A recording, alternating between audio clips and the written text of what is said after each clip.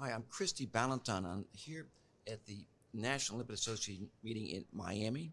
I'm pinch hitting for Alan Brown. I think he was playing music last night or something. We stayed up too late, but anyway, I'm here to discuss. We had a joint publication with the American Society of Preventive Cardiology, also in JCL, on persistent chylomicronemia, recognition and management. And I'm here with authors of the manuscript. Uh, and we're going to take you through this approach, which we think is something that's very pragmatic. I'm going to let everybody introduce himself, and we'll go first, Daniel. My name is Daniel Gaudet. I'm a professor of medicine at the University of Montreal. Um, for a couple of decades now, having developed interest in rare and severe lipid disorders. Yes. Hi, I'm Erin Michos. I'm a professor of medicine in the Division of Cardiology, our Associate Director of Preventive Cardiology, and a member of our Advanced Lipid Clinic at Johns Hopkins University. And my name is Mohammad Saadatagah. I'm a cardiology fellow at Baylor College of Medicine with a specific focus and interest in preventive cardiology and lipid disorders. Okay, so, in general, there's a lot of confusion about triglycerides, both from patients and I think also from physicians. So let's start off with some of the basics. And I'm going to start, Daniel, with you. If you could talk about, when we talk about chylomicronemia, or people talk about severe hypertriglyceridemia, and then, some of this still remember these Frederickson classifications of type 1 and type 5 and type 4. Can you take us through what is a chylomicron versus a VLDL? Let's start off with some of the basics on that. Yeah, sure. First of all, triglycerides, obviously, we're talking about fat. Fat would be floating in blood if they were free. So they are transported in transporters, making them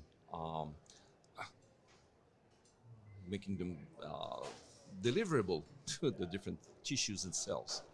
So the different lipoproteins have different names because they come from different sources. Let's start with chylomicrons. Chylomicrons are the largest, the biggest transporters of fat. Why are they large? Why are they big? The reason is that they are transporting fat after a meal. And after a meal, there is a bunch of fat being delivered to the body. So to transport them, we need a large transporter. And these chylomicrons, once secreted by the enterocyte, they are too large to be delivered as they are. So they should be shrinked. And this require hydrolysis of the triglyceride that they transport. So this is done through a critical step, which requires lipoprotein lipase, LPL. LPL is the key enzyme in large lipoprotein, TG-rich lipoproteins hydrolysis. So if LPL is lacking one way or another, or is deficient, or is not bioavailable, the duration of stay in the bloodstream of chylomicrons will be longer. It could be very, very long if you completely lack LPL. This is for one part. So chylomicrons are transporters of fat from what we call the exogenous pathway, fat coming from outside the body. As for VLDLs, they are the largest lipoproteins being produced by the body, specifically by the liver. VLDLs transport endogenous fat, and then they also require hydrolysis to deliver their content. So here again, we need LPL. If again here LPL is deficient, the duration of stay of VLDL will be longer, and in this case, and that the difference between chylomicrons, by the way, and in the VLDL is that they are constructed around the backbone, which is a little bit different. Same source, but a little bit different. Chylomicrons are built around ApoB48, which is a truncated ApoB. VLDL, the backbone is ApoB100. So if you accumulate chylomicrons because you completely lack LPL, the odds are that you will be less able to produce VLDLs. So in this case, your ApoB100 level will be low because you'll produce less VLDL. So chylomicronemia can be the consequence of pure accumulation of chylomicrons because you completely lack LPL. In this case, ApoB will be lower, or a combination of both, accumulation of VLDL and chylomicrons. In this case, ApoB will be, in general, higher than normal. So if we go back to these Frederickson classifications, what was a type 1 again versus a type 5? Well, there is a guy called Frederickson with colleagues, lives in the mid-1960s. It very elegantly classified the different lipoproteins and their consequences by number. So type 1 identifies patients with accumulation of chylomicron only. This is a form of chylomicronemia. Type 5 identifies patients accumulating both chylomicrons and VLDLs. These patients also have chylomicronemia, but it is not a pure chylomicronemia, if I can use the term. And by the way, if you look at the Frederickson classification, all classes except one are linked or associated with hypertriglyceridemia, just illustrating that the TGs are more complicated than cholesterol. So, and you mentioned this issue of prolonged time in the circulation, and I think this maybe goes back, Erin, in terms of a clinical question, getting fasting lipid panels. So how much difference does it make in terms of when you see high triglycerides getting a fasting panel, and we talk about 10 to 12 hours overnight fasting versus someone who just walks in the clinic and maybe they had a big breakfast or something, which means they might be in the postprandial state.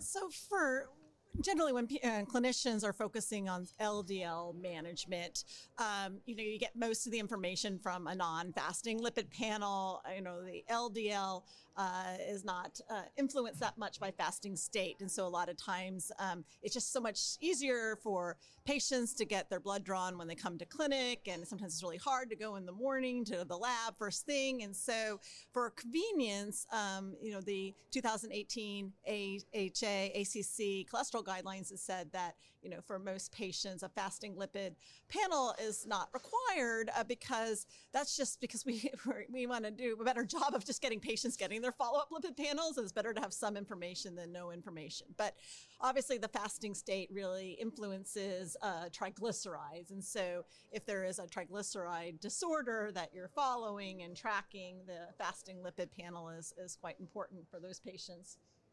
So because of this issue of the fairly rapid clearance of chylomicrons, we do an overnight fast because they're mostly cleared out, and that'll give you an idea of the true levels of, although it's still informative sometimes if you get someone who comes in and even in the postprandial state, if they have very elevated levels of triglycerides, you should be concerned they may have some kind of major problem with that. It's your lipid stress test. Yeah.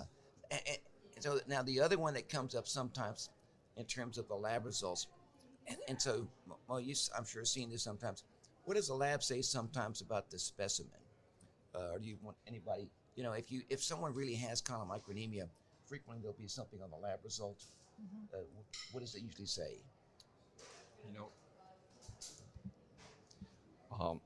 If you are lacking LPL, or if your LPL is less efficient, after 12 hours fasting, there will still be chylomicron circulation.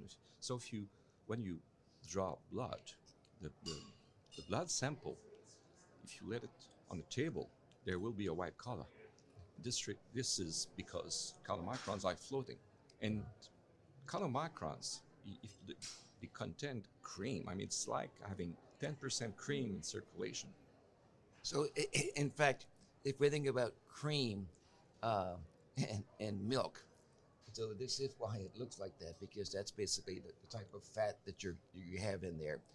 Now, and sometimes the laboratory will have some problems in regards to some abnormal lab readings because of the extreme elevations of triglycerides. So that's just another issue that be a little bit cautious about. They have to dilute the samples to be able to measure triglycerides accurately. And some of the labs most of the labs do that appropriately now, but you still could have some occasional problems. All right, so with that in mind, and now let's talk about chylomicronemia. It's not a common issue, but most people will end up seeing it at some point. So what is the prevalence of this in a population, Erin? Yeah, so let me just talk about sort of the statistics about hypertriglyceridemia, and then we'll get into PC or persistent chylomicronemia. So, in generally, we consider triglycerides less than 150 milligrams per deciliter as normal, although one would argue that ideal is probably even much lower than that threshold. So moderate hypertriglyceridemia is your 150 to 499 milligrams per deciliter, and that's about 26% of the population. So that's incredibly common, and we see it associated with so many comorbidities, cardiometabolic diseases, and obesity. So severe hypertriglyceridemia is defined at levels above 500 milligrams per deciliter, which is about 0.9% of the population. But we really don't start to see, pancreatitis risk until we get to these extreme levels. So extreme hypertriglyceridemia is levels above 1,000 milligrams per deciliter, and that's about 0.2% of the population. Now, for most patients, and we can go over some of the work you've done to demonstrate these, triglycerides goes up and down a lot in patients based on, different stressors and compliance with lifestyle and medications. And so there's individuals, and again, we care about this extreme hypertriglyceridemia above 1,000 milligrams per deciliter because that's in the range where we're seeing chylomicronemia. So there's patients who have sort of non-persistent chylomicronemia, where they may have some readings above 1,000, but many times when they're well controlled with their medications and their lifestyle, they're below this threshold. But then there's individuals who have persistent chylomicronemia, and that's about 9% of this extreme group. And this is part of our scientific statement, is we wanted to better characterize and define this persistent chylomicronemia group. Okay, so now I know, Mo, you looked at the changes in triglycerides over time in the NHANES population. So first of all, which are there demographic characteristics of the people who are most likely to have high triglycerides, and how has that changed over time? Sure. So as we discussed, the prevalence of the chylomicronemia in general in the population. And first of all, we, as Dr. Gaudet mentioned, in an ideal world, we need to have chylomicron and VLDL measured separately in order to being able to identify chylomicronemia. So that, because we don't have it usually in most of the lipid panels, that's the reason that we define this extreme hypertriglyceridemia. And we stressed out on that definition in order to separate it from severe hypertriglyceridemia, which is about 500. What value? So for most people in the United States, we use one cut point. In Europe, they use another one. What are the usual thresholds that we start to say that most likely you have chylomicronemia? Sure. So usually when TG, like fasting TG is about 750 milligram, you are going to start seeing chylomicrons in the blood. And when it's about 10 millimole or 800 AD or like 1000, which is the cutoff, very strict cutoff that here we use in this, it's almost always that's indicative of chylomicronemia. So with that definition in mind, the prevalence of the chylomicronemia using the enhanced data set that we used from 1999 to 2018 was 0.2% in the population. There are two important things here that I would like to stress. First, this prevalence varies based on the sex, age, and ethnicities. The prevalence is higher, close to 0.3% in men compared to women, and in the middle age group, 40 to 59, and also in those with Hispanic ethnicity. On the other hand, we also used in the temporal trend using the enhanced. And interestingly, all level of hypertriglyceridemia, mild, moderate, severe, extreme, show the downtrend pattern. There is like a lot of conversation we can have about the reason of this downtrend pattern, but part of that could be because of higher use of lipid-lowering treatment in the population. If you look at the enhanced data, in the first few years, only 3% of the people with chylomicronemia were on any lipid-lowering treatment. This number increased to 30 and 50 and 60% over the study period. So observational data, but basically what was shown is that as you know, we have many good lipid therapies, but the use of fibrates, statins, omega-3 fatty acids, as there was an increased usage of these agents, there was a decline in both severe 500 to 999 and also over 1,000, which gets to this other point. And what about the demographic factor besides what you mentioned, medical conditions? So did you see a difference, for example, obesity, diabetes, or other factors in terms of Absolutely. Yeah, we also saw a really robust pattern of the association with features of the metabolic syndrome. So obesity, diabetes, alcohol use, these were the very three strong things that were associated with higher TG level, even on the extreme hypertriglyceridemia level. So I think this issue of obesity and diabetes is really important for the clinicians and the patients.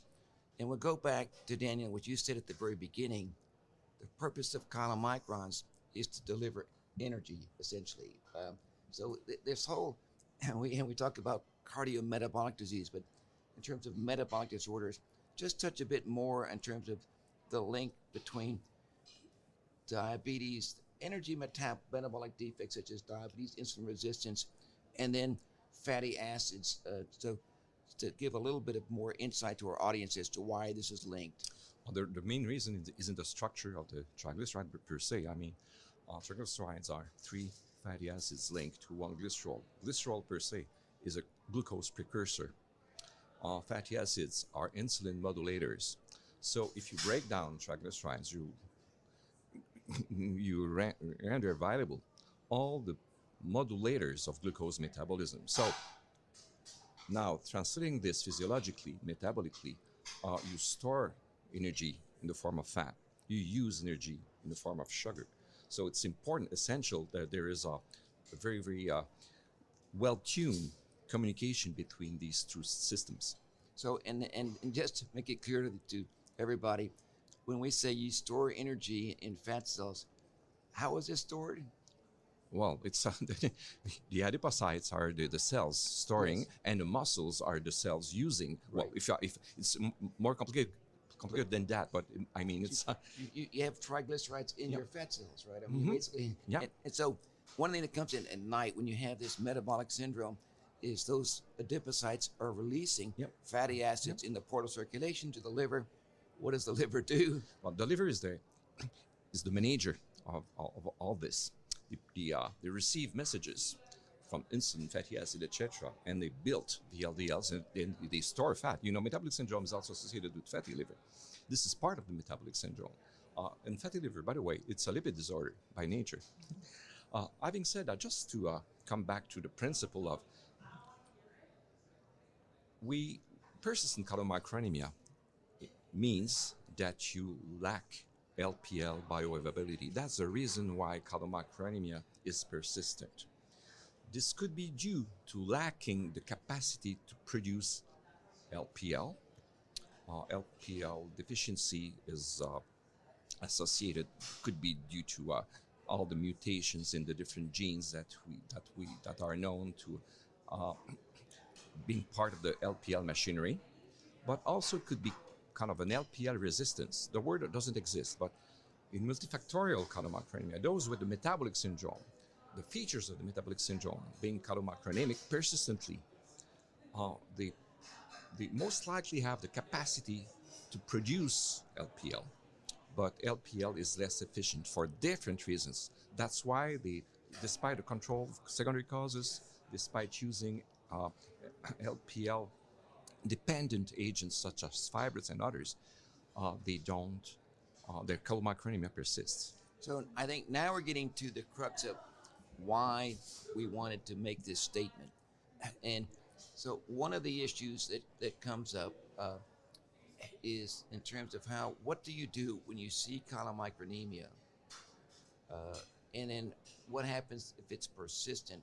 So maybe we'll start off a little bit with some of the data. You look longitudinally in the Mayo database about who gets chylomicronemia and was it persistent or not persistent.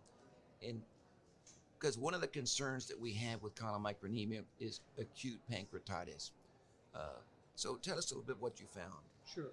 So as you mentioned, Dr. Ballantyne, this statement was really an effort to simplify our approach to diagnose and treat patients with chylomicronemia, we focusing on the risk of the most severe complication, which is acute pancreatitis. So in order to achieve that, as you mentioned, we defined this term persistent chylomicronemia. So we talked about the first part, the second part actually, the chylomicronemia. But what's really hard to determine is the persistency of the chylomicronemia, because the TG in nature, the TG level is so volatile and fluctuating. For example, if you look at the patient with the most severe forms of hypertriglyceridemia, like genetically confirmed, even though sometimes may have TG level in the range of like 300, 400, as we see in the BALANCE trial. So it was really hard to determine who should be considered persistent. For example, does one TG below 1000 exclude you from being persistent chylomicronemia? In order to do that, you need to look at the very large data sets who has longitudinal data. Because of that, we use at the Mayo Clinic database, which had almost more than 4 million, 4.5 million TG measurements for 1.2 million participants over the time. And what we saw is that the prevalence of one episode of chylomicronemia in the entire Mayo data set was close to 0.4%. That's over a 10-year period, though, right? Or, yeah. And then we looked at the temporal trend of those patients who had multiple TG measurements. And we looked at the different cutoffs of like the TG above 1000, like 50%, 60%, 80%, 90%, and then studied the prevalence of the pancreatitis in these populations. So we saw that actually if you have your TG above 1000 in more than 50% of the TG measurements, the risk of pancreatitis is quite high. I'm going to go over the numbers. And when you use the stricter definition, for example, 80% or 90%, the yield doesn't increase. So you are going to lose lots of patients with chylomicronemia without increasing the prevalence of the pancreatitis. Because of that, we came up with this definition of persistent chylomicronemia being called as TG above 1000 in at least half of the measurements in those with multiple TG measurements. And if you look at the number of pancreatitis, the prevalence of the pancreatitis in this population, so let's start with the most healthiest group, those who have TG. The maximum TG in this study period was less than 150. The prevalence of the pancreatitis, I'm going to round the numbers for the sake of simplicity, is 1% in those populations. If the max TG is between 150 to 500, the prevalence goes to 2%. 500 to less than 1000, it's 4%. So basically doubling up every time. And then when you go to chylomicronemia group, the non-persistent is 13%, and persistent group has 26% occurrence of acute pancreatitis during this study time. So quite a high number. and with a very simple way for a clinician is if you had chylomicronemia and then you treated it, and if it was persistent, those patients were very high risk.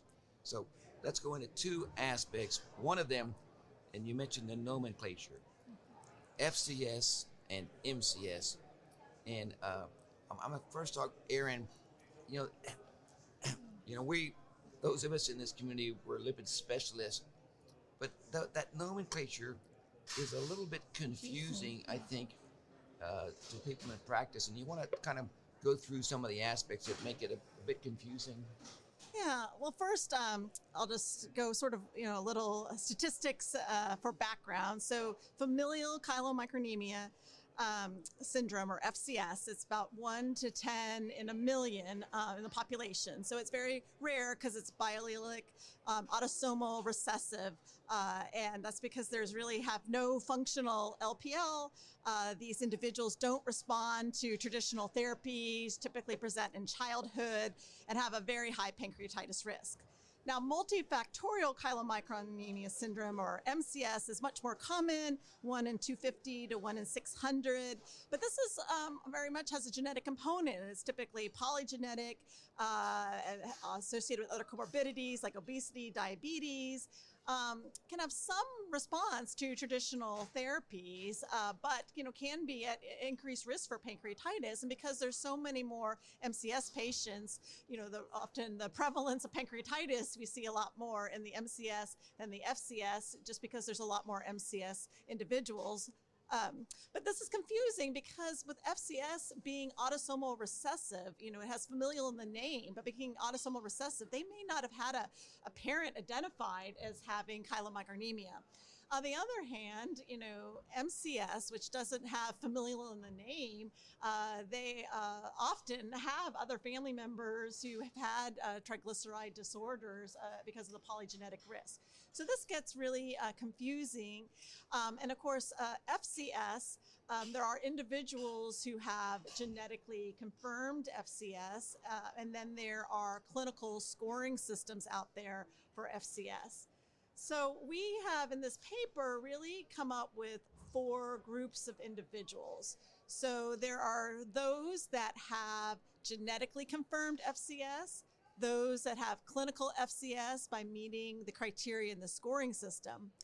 And then there are the persistent chylomicronemia groups. There are individuals with PC who have alarm features, and we define these alarm features to align with the inclusion in the Palisade trial, so we'll talk more about that. But the alarm features are recurrent acute pancreatitis, recurrent hospitalizations for severe abdominal pain, having a history of childhood pancreatitis, this family history of hypertriglyceridemia-induced pancreatitis, or having post-heparin LPL activity less than 20% of the normal value.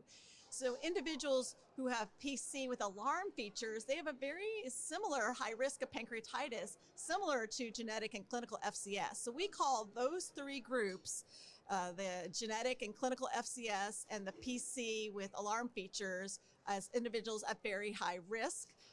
And then there are the individuals with PC who do not have the alarm features, and they're still at high risk, but not very high risk. And so that was the framework of the 4 groups that we defined in the consensus statement. And we defined these groups because sort of recommending therapies, including some of the novel therapies, the ApoC3 inhibitors that we'll talk about, likely would benefit individuals with the at the very high risk groups, but maybe not the PC at very high risk without the alarm features. So, Daniel, I'm going to go to you now, because you've been getting referrals for many years of these difficult to treat patients, and of people who've had pancreatitis.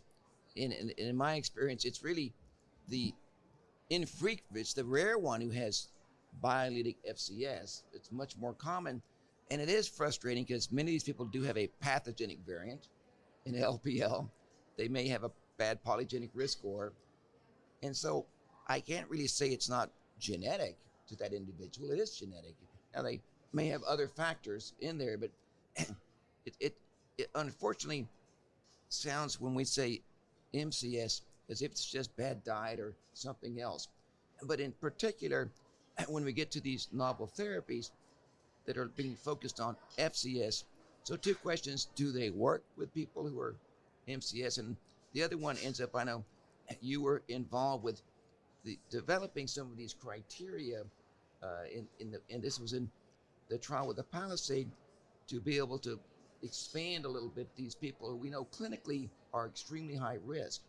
Can you talk a bit more about how that came to be in that study? Yeah, again, it comes to the fact that there are patients lacking LPL functionality, and all these patients, if it's persistent, they share something in common. Their inability to hydrolyze their triglycerides persistently, chronically, so they accumulate chylomicrons. They tend to accumulate chylomicrons persistently, and this contributes to the acute pancreatitis risk. Let's start with that. So then the 3 groups of these patients, the biallelic FCS, easy if you have access to genotyping to identify, and it's not all sites having access to genotyping, by the way. Let's start with that. So it's important to facilitate the life of clinicians in that way. The clinical FCS, then, as you said, there are some of them we can identify clearly. In the majority of the case, I think at least one pathogenic variant causing FCS, but not the combination of biallelic. So in recent trials, which we evolved, we evolved. The term evolved, by the way. The term familial chylomicronemia syndrome is recent. You know, historically, it has been called, and I'm not talking the 18th century, I'm talking in the 1960s, 1970s, it was called essential hyperlipidemia, idiopathic hyperlipidemia. So, and that, then in the 1980s, Chait and Brunzel came with the name familial chylomicronemia. And then 10 years after, the word syndrome has been added. But as explained, it's not familial because it's autosomal recessive. So let's try to simplify things. FCS exists, okay? No matter, and we will live with that, with the name. I'm comfortable with the concept. So, but however, there are clinical FCS, those not having the biallelic combination, but having the same phenotype. Low ApoB, lower ApoB, not responding to LPL-dependent agents. And then the group of patients having multifactorial chylomicronemia. And if you come back to the Frederickson classification, these individuals, persistent chylomicronemia, MCS, have type 5. But they are the majority of patients, the 1 over 5 to 600, they are fluctuating type 5. Sometimes have type 5, sometimes they don't. So what we are looking for is those permanently type 1 or permanently type 5. These are the patients to be treated. So it's a pretty simple way to identify the high-risk people. Now, let's go through the flow diagram, because the first step is very important in regards to intervention. And Erin, you want to just take us through that, because it's very important when you see chylomicronemia. There's things you need to do in terms of recognition, secondary factors, and treatment. You want to take people through that? Yeah, so you first start with a diagnosis of having extreme hypertriglyceridemia by having a triglyceride value above 1,000 milligrams per deciliter, fasting. And so, of course, everything starts with a history and physical exam. So you need a detailed history, including family history, physical exam for other stigmata. You want to review their lifestyle. And this is where first line therapy is intensive lifestyle changes, a fat restriction and diet, and the first line treatments, because we know people with triglycerides above 1,000 are at risk for pancreatitis with statins, fibrates, and omega-3 fatty acids. So then after all of that's implemented, we then look at the group who have persistent chylomicronemia. So despite intensive lifestyle changes and standard therapy, they've had triglycerides above 1,000 in over half their samples, or at least 3 measurements above 1,000 milligrams per deciliter. And so that meets the criteria for persistent. And at this point, if this is being seen by somebody in a primary care setting or other cardiology setting, you may consider refer to a lipidologist to help aid in here. And this is where then you can consider advanced lipid testing. You can consider genetic testing. Think about your FCS clinical scoring systems. And part of this history, of course, is have they had a history of pancreatitis? Have they had a history of severe abdominal pain? And then our algorithm goes into, is this somebody who has genetic FCS? Is this somebody who has clinical FCS? And is this somebody who has PC, persistent chylomicronemia with alarm features? Or the fourth group were PC, who are high risk, but they have not yet had an alarm features. So a pretty straightforward clinical algorithm. If you can get genetic testing, that's great. But if you don't have to have it, you can simply look at lipid profiles and clinical features. The alarm features are pretty straightforward. Now, and what was shown, now the Palisade study, I think the frequency of the individuals with alarm features is about 20% pancreatitis in 1 year. But talk to us about the new treatment options for individuals, at least with FCS right now, because it's really very exciting what's happened just in the last few years. So yeah, there are new agents being developed and succeeded in filing for one for FCS because it's a rare disease to start with. But persistent chylomicronemia is also rare. The way it has been defined in the consensus paper. The key here is to make these treatments available for those who require it. So there are two purposes. I'm not responding directly to your question, but Yes. I will come to it. Yeah. There are two purposes of this consensus. First of all, simplify the clinical approach of patients having high pancreatitis risk due to severe hypertriglyceridemia, and some of them have a combined risk of atherosclerotic cardiovascular disease and pancreatitis. Okay, the first reason is that. The second one is for equity, making agents being effective on persistent chylomicronemia being available for all patients requiring it. So coming back to the first agents being developed, they are ApoC3 ASO. The first one having been developed was volanesorsen. Volanesorsen was a second generation oligonucleotide antisense. The development has been stopped and replaced by a GalNAc conjugated version. But volanesorsen, we learned a lot about it. We learned, first of all, that inhibiting ApoC3, because here we're talking about inhibiting ApoC3 as a principle of action, is obviously LPL mediated its efficacy. But we have learned that there was also an LPL independent mechanism by which ApoC3 inhibition might manage chylomicrons, VLDLs, and all TG-rich lipoproteins. So inhibiting ApoC3 became very rapidly, and this has been published 11 years ago, so it moved very fast.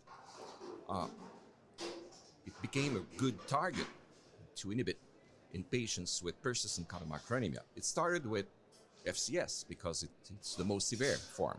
So the first studies have been conducted on the principle of recruiting, randomizing patients being biallelic carriers of pathogenic variants in FCS-causing genes.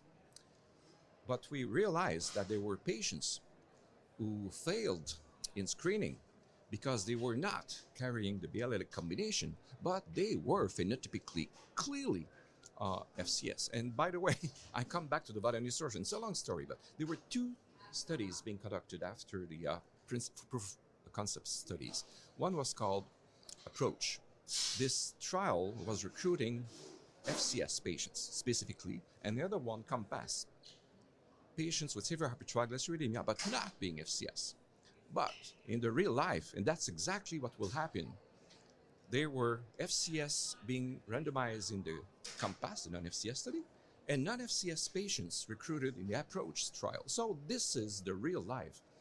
So after the first studies having been conducted with the volanesorsen, went the GalNAc conjugated agents, olezarsen, which is an ASO, and plozasiran, which is an siRNA.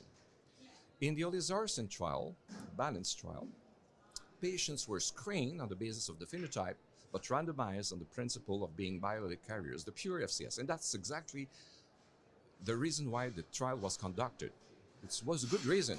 It illustrated that it works in complete absence of LPL. But again, there were patients screened failed in the study because they didn't carry this biallelic combination. So in the Palisade study, the decision has been made to open the door to these patients not being carriers of biallelic combination, but having features of FCS. And there were a set of criteria that have been used in the consensus paper that allows the inclusion of patients with clinical features of FCS. So we introduced the term of clinical FCS, maybe because we don't know the genetic cause of this, maybe because it's not purely genetic, might be epigenetic or others, doesn't matter. Clinically, it should be simple. For the clinicians, if you have a patient with persistent chylomicronemia, it would be a pity if there is a refusal to access to treatment because you are not carrying a biallelic combination. It's not semantic here. I'm not talking about what is FCS or not. I mean, there are the FCS phenotype, and that's why clinical diagnosis scoring system have been developed. So, ApoC3 inhibitors are working whether or not you have LPL bioavailable. Life is simple with this principle. And I just add something else.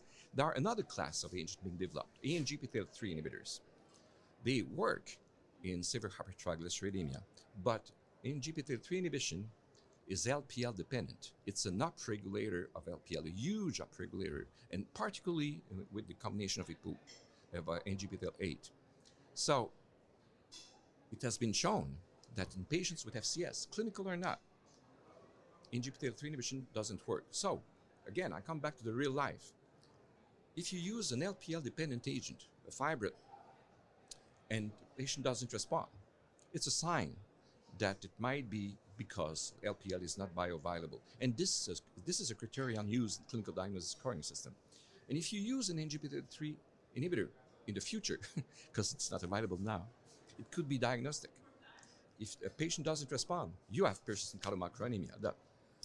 All right, so I think we'll summarize here that basically persistent chylomicronemia. So if you recognize that the patient has chylomicronemia, Erin, you went through looking for secondary factors, control glucose, diet, exercise, alcohol cessation, treat fibrate. You can use statins with that, omega-3 fatty acids. Mo, I think you showed over 90% responded, right? At least partially. At least partially. So they got below 1,000. Doesn't mean they got to normal, but and then the risk goes down.